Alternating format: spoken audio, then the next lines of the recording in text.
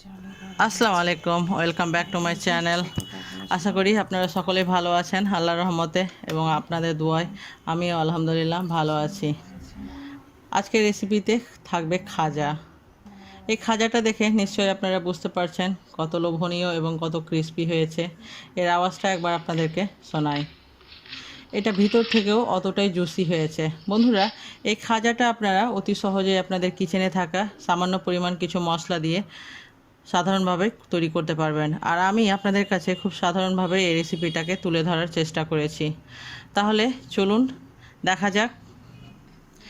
এখানে নিয়েছি আমি 300 গ্রাম ময়দা, দিয়ে দিলাম স্বাদ মতো লবণ, তারপরে দিয়ে দিব এখানে আমি 3 টেবিল চামচ সাদা তেল। এই তেলটাকে দেওয়ার পর আটাটাকে আমি প্রথমে ভালোভাবে মেখে নিব, কোনো জায়গায় যেন দলা পেকে না থাকে। প্রয়োজন মনে হলে আবারও আমি তেল দিব। দেখেন আটাটা আমার শক্ত হয়নি, মুঠি আসছে না। আবারও আমি এখানে 2 চামচ মতো সাদা তেল অ্যাড করলাম। এবারেও সমস্ত কিছুকে ভালোভাবে আমি মেখে নিব, যেন কোথাও দলা পেকে না থাকে। ভালোভাবে মেখে নিতে হবে। দেখেন কোথাও দলা পেকে নেই আমার আটাটা। এবার আমি এটাকে একবার আপনাদের মুঠ বেঁধে দেখাই। দেখেন মুঠটা কত শক্তভাবে বেঁধে গেছে। আমার আটাটা হয়ে গেছে। এবার আমি এটাতে রুম টেম্পারেচার থাকা জল দিয়ে, হালকা হালকা জল দিয়ে আমি আটাটাকে মেখে নিব। এখানে জলটা কিন্তু গরম করবেন না বা খুব বেশি ঠান্ডাও যেন না থাকে। হালকা হালকা জল দিয়ে আমি আটাটাকে মেখে নিব ভালোভাবে। একবারে কিন্তু সম্পূর্ণ জল দিয়ে আটা মাখবেন না, কোনো সময়ও অল্প জল দিয়ে মাখার চেষ্টা করবেন, দেখবেন আপনার আটাটা পারফেক্ট হবে। এই আটাটা কিন্তু আমি শক্ত মাখবো, খুব বেশি স্টিকি ভাব যেন না থাকে, নাহলে পরে যখন আটাটা ট্রান্সপারেন্ট হবে তখন আরও আটাটা পাতলা হয়ে যাবে। ঢেকে দিলাম 1 ঘন্টার জন্য। 1 ঘন্টা পর আমি ফিরে এলাম। আপনাদের হাতে যদি সময় কম থাকে তাহলে আপনারা এটা আধ ঘন্টার জন্য রাখতে পারেন। আটাটাকে আমি আবারও ভালোভাবে একটু মেখে নিব হাত দিয়ে। আমি আপনাদেরকে দুইভাবে তৈরি করে দেখাবো। এখানে নিয়েছি একটা আমি বড় লেচি কেটে নিলাম। তারপরে আমি বাকি আটাটার ছোট ছোট করে এভাবে আমি টুকরো কেটে নিব। আমি ছোট ছোট লেচি কাটবো আর একটা আমি বড় লেচি কাটবো। আমি যেহেতু আপনাদেরকে দুইভাবে তৈরি করে দেখাবো। হয়ে গেছে, লেচিগুলোর আমি বল শেপে নিয়ে আসবো। বন্ধুরা, আমি যেভাবে দেখাচ্ছি আপনারা আপনাদের নিজের পছন্দ অনুযায়ী তৈরি করবেন, তবে আপনাদেরকে যেটা ভালো লাগে। তবে আমি আপনাদেরকে দুইভাবেই দেখানোর চেষ্টা করেছি। আমি এর মধ্যে যে ব্যাটারটা দিব ওটা তৈরি করে নিব। নিয়ে নিলাম 3 টেবিল চামচ কর্নফ্লাওয়ার, দিয়ে দিব এখানে 1 চামচ দেশি ঘি। আপনারা ঘিটা অবশ্যই দেওয়ার চেষ্টা করবেন। তারপরে দিয়ে দিব আমি 4 থেকে 5 চামচ সাদা তেল, দিয়ে আমি একটা সুন্দর ব্যাটার তৈরি করে নিব। আমি স্টেপ বাই স্টেপ আপনাদেরকে দেখানোর চেষ্টা করেছি, যেন কোথাও দলা পেকে না থাকে। একটা স্মুথ ব্যাটার তৈরি করে নিতে হবে। এটাকে আমি সাইডে রেখে দিব। এবার আমি যে বড় লেচিটা কেটেছিলাম ওই লেচিটা নিয়ে নিলাম। এখানে বাটিতে নিয়েছি আমি ময়দা। এই ময়দার মধ্যে আমি ভালোভাবে লেচিটাকে কোট করে নিব। তারপরে আমি এটাকে আস্তে আস্তে করে রুটির আকারে বেলতে স্টার্ট করব। আপনি যতটা সম্ভব রুটিটাকে পাতলা করার চেষ্টা করবেন। সময় নিয়ে ভালোভাবে রুটিটাকে একদম পাতলা শেপে নিয়ে আসতে হবে, তবে আমাদের খাজাটা কিন্তু সুন্দর হবে এবং ভাঁজ হবে বেশি। হয়ে গেছে আমার রুটিটা বেলা। এবার আমি যে ব্যাটারটা তৈরি করেছিলাম সেই ব্যাটারটা কিন্তু আমি এর উপরে দিয়ে দিব। আপনাদের যতটা পরিমাণ লাগবে আপনারা সেই পরিমাণ অনুযায়ী দিবেন। দিয়ে দিলাম। এবার আমি হাতের সাহায্যে ভালোভাবে আমি রুটিটার চারদিকে এই ব্যাটারটাকে লাগিয়ে নিব। হয়ে গেছে লাগানো। এবার আমি যেভাবে ফোল্ড করছি খুব পাতলা শেপের আকারে এটাকে ফোল্ড করতে হবে, তবে আপনাদের খাজাতে যে ভাঁজটা দেখতে পান আপনারা ওটা খুব সুন্দর এবং স্পষ্ট দেখতে পাবেন। এভাবে করে আমি রাউন্ড করে নিব। একটু দিয়ে দিলাম লাস্টে, যেন লেচিটা না রুটিটা না খুলে যায়। হয়ে গেছে। হাত দিয়ে চেপে আমি একটু আরও ছড়িয়ে দিব। তারপরে সাইডের একটু পাতলা অংশটা আমি কেটে ফেলে দিব। তারপরে আমি যতটা চওড়া করব আমার খাজাটা সেই পরিমাণ অনুযায়ী আমি কেটে নিব চাকুর সাহায্যে। হয়ে গেছে কাটা। এবার আমি আঙুলের সাহায্যে এভাবে চেপে দিব। সব কটাকেই আমি এভাবে চেপে দিব। এটা কিন্তু ইজি মেথডে আমি আপনাদেরকে দেখালাম। হয়ে গেছে সম্পূর্ণ। এবার আমি একটা আপনাদেরকে বেলে দেখাই। হালকা হাতে, কিন্তু খুব বেশি জোরে প্রেস করবেন না। এই যে হালকা হাতে আমি এটাকে আপনাদেরকে বেলে দেখিয়ে দিলাম। দেখতে পাচ্ছেন কেমন হয়েছে।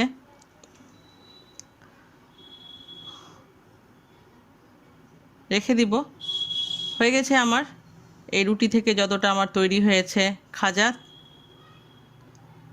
এবার আমি এটাকে ঢেকে সাইডে রেখে দিব। তারপরে আমি ছোট ছোট যে লিচিগুলো নিয়েছিলাম সেগুলো থেকে আমি রুটি তৈরি করব। বন্ধুরা, এখানে একটা টিপস, আপনারা রুটিটা যত পাতলা করবেন আপনাদের খাজা ততটাই ক্রিস্পি এবং ততটাই লেয়ারদার হবে তৈরি। আমি যতটা সম্ভব পাতলা করে সম্পূর্ণ রুটি আমার বেলা হয়ে গেছে। এই যে এবার আমি একটা রুটির উপরে দিয়ে দিব এই ব্যাটারটা। দিয়ে দিলাম। আপনাদের যতটা পরিমাণ মনে হবে আপনারা সেই পরিমাণ অনুযায়ী ব্যাটারটা দিবেন। পুরো রুটিটাতে এভাবে আমি লাগিয়ে দিব যেন কোনো জায়গায় ফাঁকা না থাকে। তারপরে আবার আমি নেক্সট একটা রুটি দিয়ে দিব। আবার তার উপরে আমি দিয়ে দিব অল্প একটা বাটার।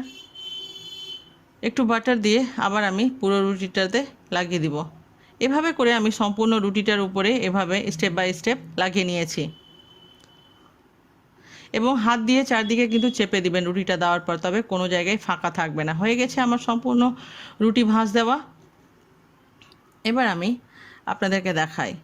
এই যে এক সাইড থেকে নেবেন আর এইভাবে রোল করতে থাকবেন, চেপে চেপে রোল করবেন, কোনো জায়গায় যেন ফাঁকা না থাকে। হয়ে গেছে, আমি একটু হাত দিয়ে চেপে দিব। সাইডের অংশটা কেটে ফেলে দিলাম। এভাবে আবার এক আঙুল চৌড়া শেপে আমি কেটে নিব। এই যে দেখতে পাচ্ছেন আমার খাজাটা কত জালিদার এবং কত সুন্দর হয়েছে এবং এর কতটা ভাঁজ দেখতে পাচ্ছেন। এভাবে আবার আমি আঙুলের সাহায্যে হালকা হাতে প্রেস করে দিব। একটা আমি আপনাদেরকে বেলে দেখাই। কিন্তু বন্ধুরা, এই খাজাটা দেখতে সাইজেও বেশ বড় হবে এবং অনেকটা জালিদার হবে।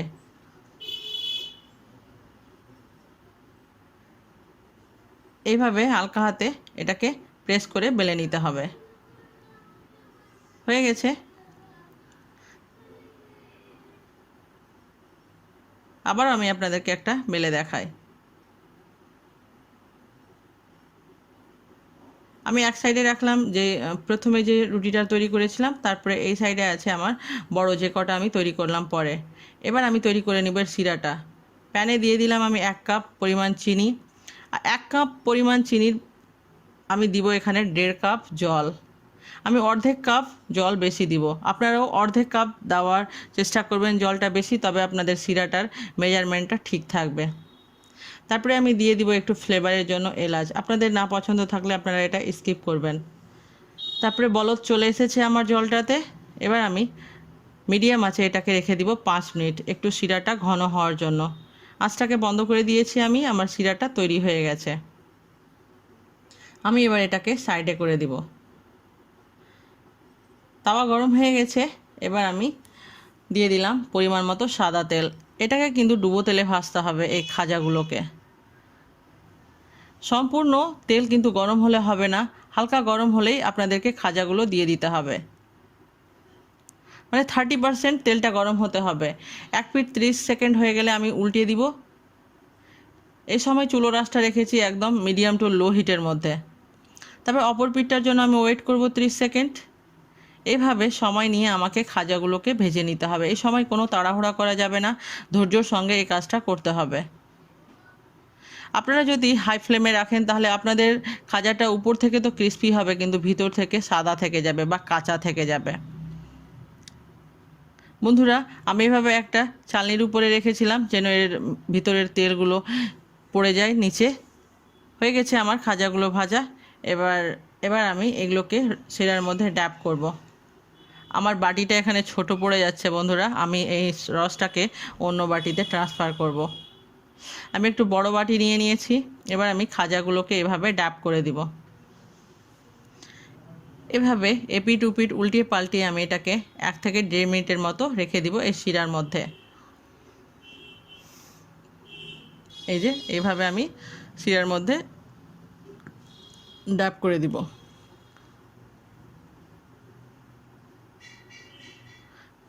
আমি 1 থেকে 1.5 মিনিট পরে এলাম এবং এবার আমি খাজাগুলোকে উঠিয়ে নিব।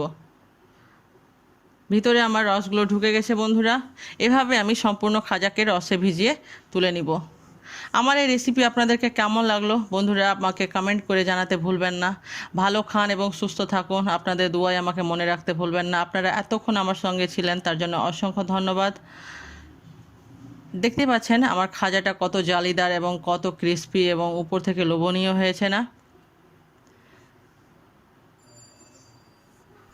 বন্ধুরা? একটা খাজা আমি আপনাদেরকে ভেঙে দেখাই। দেখেন কত ক্রিস্পি হয়েছে। আমি কিন্তু আর লোভ সামলাতে পারি না, একটা খেয়ে ফেললাম। আবার দেখা হবে আপনাদের সঙ্গে নতুন কোনো একটা ভিডিওর সঙ্গে। আল্লাহ হাফেজ।